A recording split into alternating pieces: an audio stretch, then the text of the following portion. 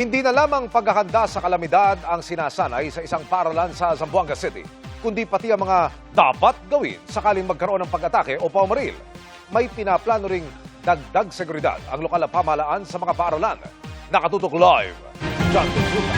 John! Emil, nagsagawa nga ng simulation exercise ang PNP at Zamboanga LGU dito nga sa isang pampublikong eskwelahan. 3 araw matapos maganap ang malagim na pamaril sa loob ng Ateneo de Zamboanga.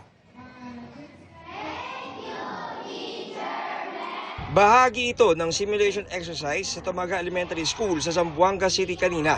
Ang klase biglang naantala.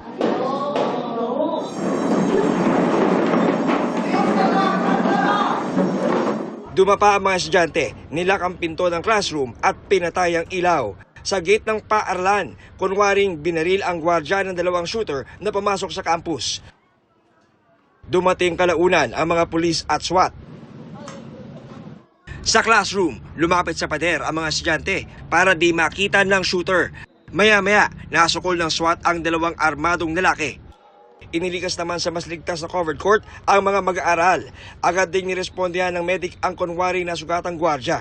Simulation exercise yan sakaling kailanganing tugunan ang isang school shooting. May nakita tayong mga konting lapses na dapat improve, dapat may citadel. And may one common alarm na tayo within classroom. Ngayon walang fire alarm yung classroom eh. Yung fire alarm nasa main area lang po.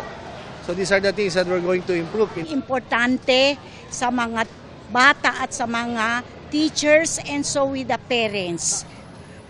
They are guided what to do. This is a very great help to everybody, especially to me as the principal. Ayon sa Zamboanga LGU, plano nilang lagyan ng mga bakal na pinto ang mga classroom para hindi mabuksan basta-basta mula sa labas. Pagdidiin ng LGU, malaki ang papel na gagampanan ng mga magulang para maiwasang maulit ang nangyaring karahasan sa Ateneo de Zamboanga na nauwi sa pagkamatay ng 2 estudyante. Monitor mo pa rin yung bata, yung anak mo. Kasi hindi mo alam anong pwede mangyari. So you have to check kung yung armas mo ba, nakakandado ba yan, di ba? Nasa loob ng baul ba yan? You should see to it that is inside the locker. You have to talk to your children. Anak, may problema ka ba sa school? Huwag kang matakot sa akin. Bilang tatay mo at nanay mo, nandito ako makikinig. May pakiusap din ang Zamboanga LGU sa Department of Information and Communications Technology o DICT kaugnay sa mga sensitibong content sa internet. Dapat yung mga pumapasok na data sa Pilipinas, pag-aaralan natin before we can share it out.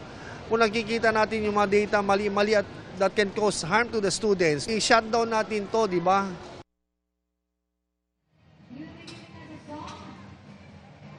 Emil, patuloy naman ang pagpupulong ng mga membro ng SITG ng Police Regional Office 9 sa pagpoproseso ng mga bagong ebidensya dumarating kaugnay sa nangyaring pamamaril sa Ateneo de Zamboanga. Yan muna narito sa Zamboanga City. Balik si Emil. Maraming salamat, John Consulta.